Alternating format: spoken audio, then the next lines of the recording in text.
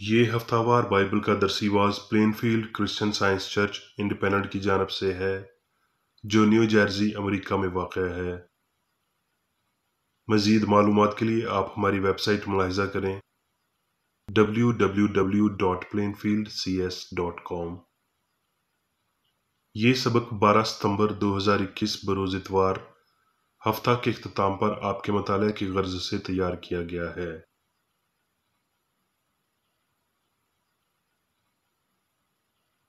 مضمون، مواد،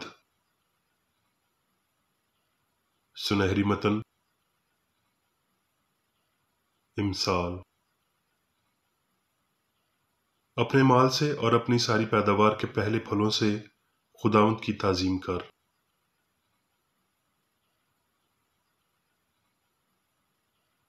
جوابی مطالعہ۔ زبور۔ خداوند پر توکل کر اور نیکی کر، ملک میں آباد رہ اور اس کی وفاداری سے پرورش پا۔ خداوند میں مسرور رہ اور وہ تیرے دل کی مرادیں پوری کرے گا۔ صادق کا تھوڑا سا مال بہت سے شریروں کی دولت سے بہتر ہے۔ کامل لوگوں کے ایام کو خداوند جانتا ہے، ان کی میراث ہمیشہ کے لیے ہوگی۔ وہ دن بھر رحم کرتا ہے اور قرض دیتا ہے، اور اس کی دولت کو برکت ملتی ہے۔ صادق زمین کے وارث ہوں گے اور اس میں ہمیشہ بسے رہیں گے۔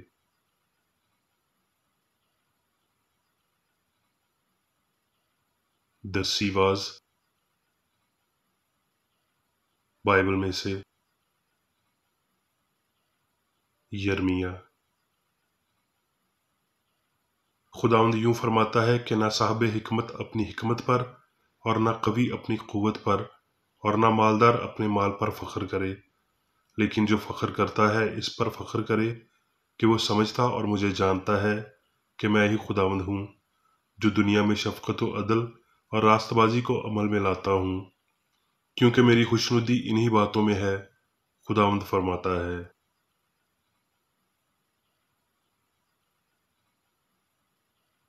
پیدائش۔ اور ابرام مصر سے اپنی بیوی اور اپنے سب مال اور لوط کو ساتھ لے کر کینان کے جنوب کی طرف چلا، اور ابرام کے پاس چوپائے اور سونا چاندی بکثرت تھا، اور لوط کے پاس بھی جو ابرام کا ہم سفر تھا بھیڑ بکریاں، گائے بیل اور ڈیرے تھے، اور اس ملک میں اتنی گنجائش نہ تھی کہ وہ اکٹھے رہیں، کیونکہ ان کے پاس اتنا مال تھا کہ وہ اکٹھے نہیں رہ سکتے تھے۔ اور ابرام کے چرواہوں اور لوط کے چرواہوں کے درمیان جھگڑا ہوا، اور کینانی اور فرزی اس وقت ملک میں رہتے تھے۔ تب ابرام نے لوط سے کہا کہ میرے اور تیرے درمیان اور میرے چرواہوں اور تیرے چرواہوں کے درمیان جھگڑا نہ ہوا کرے، کیونکہ ہم بھائی ہیں۔ کیا یہ سارا ملک تیرے سامنے نہیں؟ سو تو مجھ سے الگ ہو جا۔ اگر تو بائیں جائے تو میں دائیں جاؤں گا، اور اگر تو دہنے جائے تو میں بائیں جاؤں گا۔ تب لوط نے گردن اٹھا کر یردن کی ساری ترائی پر جو زغر کی طرف ہے نظر دوڑائی، کیونکہ وہ اس سے پیشتر کہ خداوند نے سدوم اور عمورہ کو تباہ کیا، خداوند کے باغ اور مصر کے ملک کی ماند خوب سیراب تھی۔ سو لوط نے یردن کی ساری ترائی کو اپنے لیے چن لیا، اور وہ مشرق کی طرف چلا، اور وہ ایک دوسرے سے جدا ہو گئے۔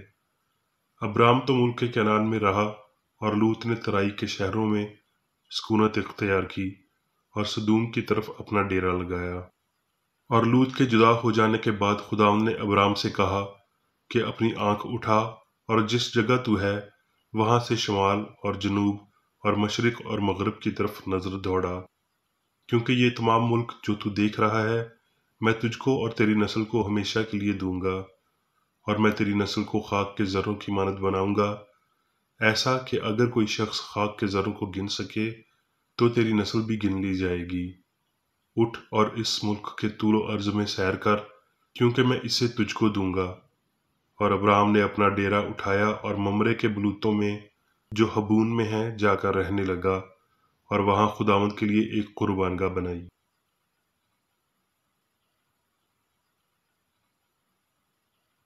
کرنتھیوں۔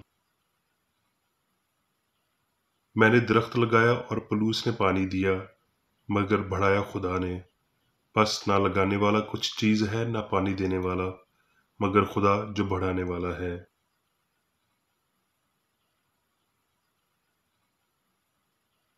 تواریخ۔ حزقیہ نے کاہنوں کے فریقوں کو اور لاویوں کو ان کے فریقوں کے موافق، یعنی کاہنوں اور لاویوں دونوں کے ہر شخص کو اس کی خدمت کے مطابق خداوند کے خیمہ گاہ کے پھاٹکوں کے اندر سوختنی قربانیوں اور سلامتی کی قربانیوں کے لیے اور عبادت اور شکر گزاری اور ستائش کرنے کے لیے مقرر کیا، اور اس نے اپنے مال میں سے بادشاہی حصہ سوختنی قربانیوں کے لیے اور سبتوں اور نئے چاندوں اور مقررہ عیدوں کی سوختنی قربانیوں کے لیے ٹھہرایا، جیسا خداوند کی شریعت میں لکھا ہے۔ اور اس نے ان لوگوں کو جو یروشلم میں رہتے تھے حکم کیا کہ کاہنوں اور لاویوں کا حصہ دیں تاکہ وہ خداوند کی شریعت میں لگے رہیں۔ اس فرمان کے جاری ہوتے ہی بنی اسرائیل اناج اور مے اور تیل اور شہد اور کھیت کی سب پیداوار کے پہلے پھل بہتات سے دینے اور سب چیزوں کا 10واں حصہ کثرت سے لانے لگے۔ اور بنی اسرائیل اور یہودا جو یہودا کے شہروں میں رہتے تھے، وہ بھی بیلوں اور بھیڑ بکریوں کا 10واں حصہ اور ان مقدس چیزوں کا 10واں حصہ جو خداوند ان کے خدا کے لیے مقدس کی گئی تھیں لائے، اور ان کو ڈھیر ڈھیر کر کے لگا دیا۔ انہوں نے تیسرے مہینے میں ڈھیر لگانا شروع کیا اور 7ویں مہینے میں تمام کیا۔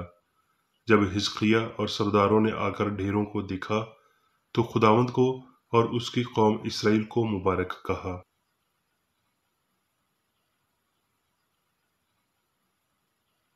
تمیتھیس۔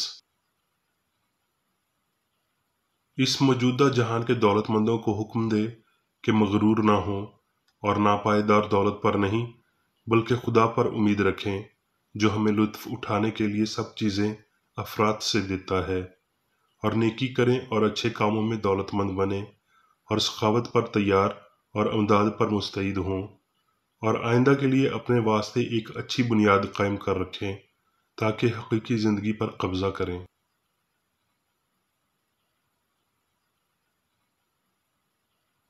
کرنتھیوں۔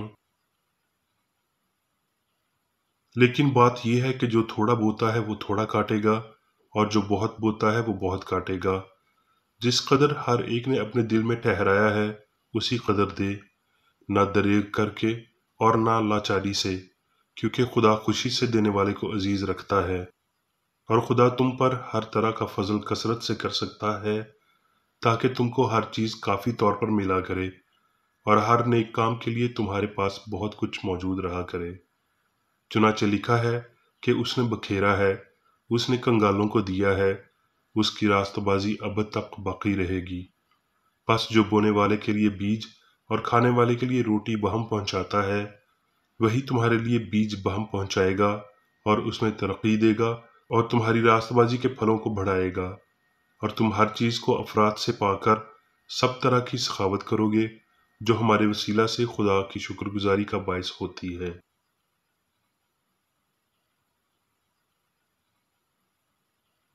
اب میں میری بیکریڈی کی تحریر کردہ کرسچن سائنس کی درسی کتاب سائنس اور صحت آیات کی کنجی کے ساتھ میں سے لی گئی تحریریں پڑھوں گا۔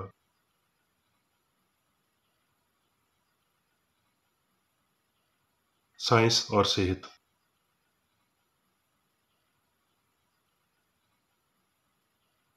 مواد وہ ہے جو ابدی ہے اور نیست ہونے اور مخالفت سے عاجز ہے۔ سچائی، زندگی اور محبت مواد ہیں، جیسے کہ کلام عبرانیوں میں یہ الفاظ استعمال کرتا ہے۔ ایمان امید کی ہوئی چیزوں کا اعتماد اور اندیکھی چیزوں کا ثبوت ہے۔ روح جو فہم، جان یا خدا کا مترادف لفظ ہے، واحد حقیقی مواد ہے۔ روحانی کائنات بشمول انفرادی انسان ایک مشترک خیال ہے جو روح کے الہی مواد کی عکاسی کرتا ہے۔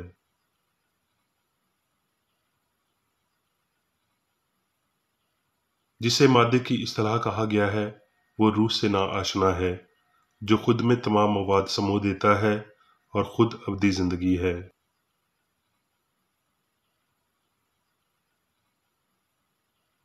وہ سب کچھ جس کے لیے ہم گناہ، بیماری اور موت کی اصطلاح استعمال کرتے ہیں فانی یقین ہے۔ ہم مادے کی تشریح بطور غلطی کرتے ہیں کیونکہ یہ زندگی، مواد اور شعور کے الٹ ہے۔ اگر روح حقیقی اور ابدی ہے تو مادہ اپنی فانیت کے ہمراہ حقیقی نہیں ہو سکتا۔ ہماری نظر میں کیا چیز مواد ہونی چاہیے؟ غلطی، تبدیل ہونے والا اور فنا ہونے والا، قابل تغیر اور فانی، یا غلطی سے مبرہ، نہ قابل تغیر اور لا فانی؟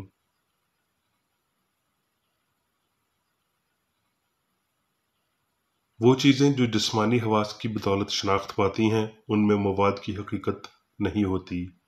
یہ محض وہی ہیں جو فانی یقین انہیں کہتا ہے۔ مادہ، گناہ اور فانیت تمام فرضی شعور یا زندگی اور وجودیت کے دعوے کو جھٹلاتے ہیں، کیونکہ فانی لوگ زندگی، مواد اور عقل کے جھوٹے حواس مہیا کرتے ہیں، لیکن روحانی ابدی انسان کو فانیت کے ان مراحل کی بدولت چھوا بھی نہیں جاتا۔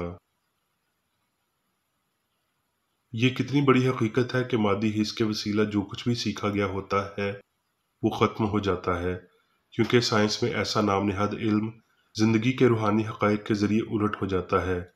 مادی حس جسے غیر مادی تصور کرتی ہے اسے مواد کہا جاتا ہے۔ جب احساسی خواب غائب ہوتا اور حقیقت سامنے آتی ہے تو مادی حس جسے مواد سمجھتی ہے وہ عدم بن جاتا ہے۔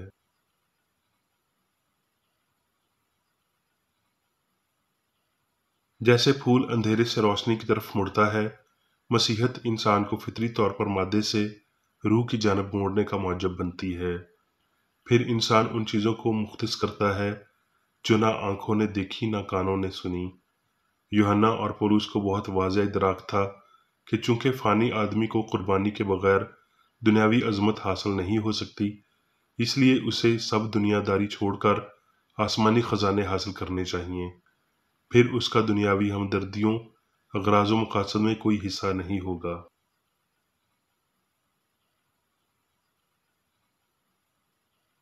مادے کی حس کا جھوٹا ثبوت نہایت مؤثر انداز سے روح کی گواہی کی مخالفت کرتا ہے۔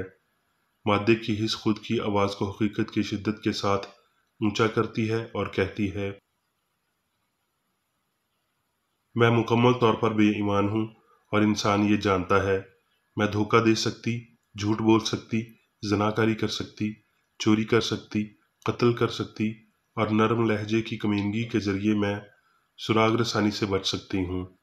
خواہش میں حیوان، جذبے میں فریبی، مقصد میں مکار، میرا مطلب میری زندگی کے مختصر دورانیے کو ایک جشن کا دن بناتے ہوئے۔ روح مخالف گواہی دیتے ہوئے کہتی ہے، میں روح ہوں۔ انسان جس کے حواس روحانی ہیں میری صورت پر ہے، وہ لافانی فہم کی عکاسی کرتا ہے کیونکہ میں لافانی ہوں۔ پاکیزگی کی خوبصورتی، وجود کی کاملیت، ناقابل تسخیر، جلال، سب میرے ہیں کیونکہ میں خدا ہوں۔ میں انسان کو لافانیت دیتی ہوں کیونکہ میں سچائی ہوں۔ میں تمام تر نعمتیں شامل کرتی اور عطا کرتی ہوں کیونکہ میں محبت ہوں۔ میں ازل اور ابد سے مبرہ زندگی دیتی ہوں کیونکہ میں زندگی ہوں۔ میں اعلیٰ ہوں اور سب کچھ عطا کرتی ہوں کیونکہ میں شعور ہوں۔ میں ہر چیز کا مواد ہوں کیونکہ میں جو ہوں سو میں ہوں۔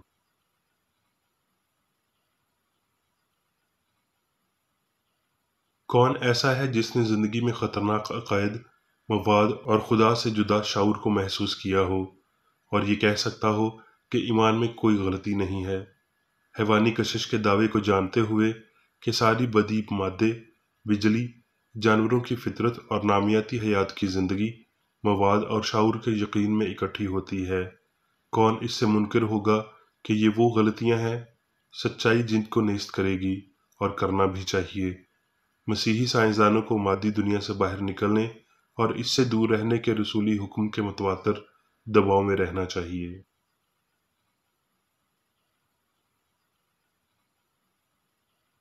اس دولت، شہرت اور معاشرتی تنظیم کو دور کر دیں جن کا خدا کے ترازو میں تنکا برابر وزن بھی نہیں ہے، تو پھر ہمیں اصول کے واضح خیالات ملتے ہیں۔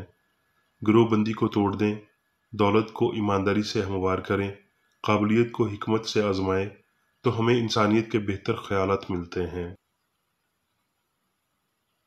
ہماری ترقی کا تعین کرنے کے لیے ہمیں یہ سیکھنا چاہیے کہ ہماری ہمدردیاں کیا مقام رکھتی ہیں اور بطور خدا ہم کسے تسلیم کرتے اور کس کے حکم کی پیروی کرتے ہیں۔ اگر الہی محبت ہمارے لیے قریب تر، عزیز تر اور زیادہ حقیقی بن رہی ہے تو پھر مادہ روح کے سپرد ہو رہا ہے۔ جن چیزوں کا ہم تعقب کرتے ہیں اور جس روح کو ہم آشکار کرتے ہیں وہ ہماری نقطہ نظر کو ظاہر کرتی ہے اور ہمیں دکھاتی ہے کہ ہم کیا فتح کر رہے ہیں۔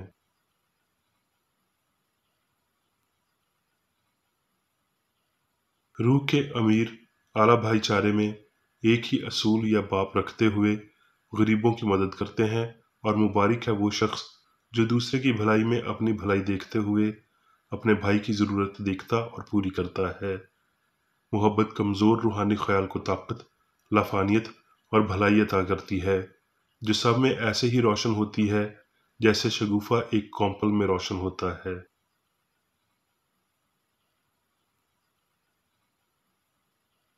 اگر شاگرد روحانی طور پر ترقی کر رہا ہے تو وہ داخل ہونے کی جدوجہد کر رہا ہے۔ وہ مادی حصے دور ہونے کی مسلسل کوشش کر رہا ہے اور روح کی ناقابل تسخیر چیزوں کا متلاشی ہے۔ اگر ایماندار ہے تو وہ ایمانداری سے ہی آغاز کرے گا اور آئے دن درست سمت پائے گا، جب تک کہ وہ آخرکار شادمانی کے ساتھ اپنا سفر مکمل نہیں کر لیتا۔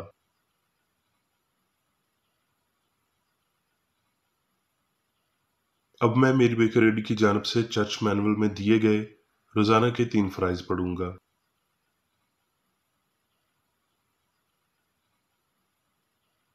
روزمرہ کی دعا۔ اس چرچ کے ہر رکن کا یہ فرض ہے کہ ہر روز یہ دعا کرے: تیری بادشاہی آئے، الہی حق، زندگی اور محبت کی سلطنت مجھ میں قائم ہو، اور سب گناہ مجھ سے خارج ہو جائیں، اور تیرا کلام سب انسانوں کی محبت کو وافر کرے اور ان پر حکومت کرے۔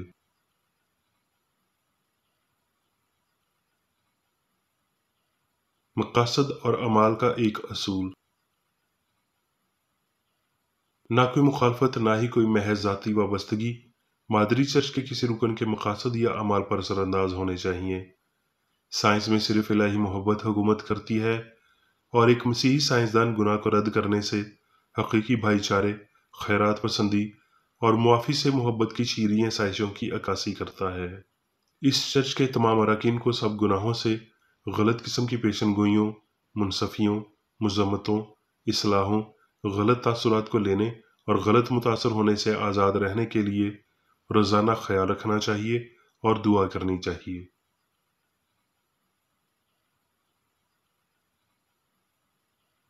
فرض کے لیے چوکسی۔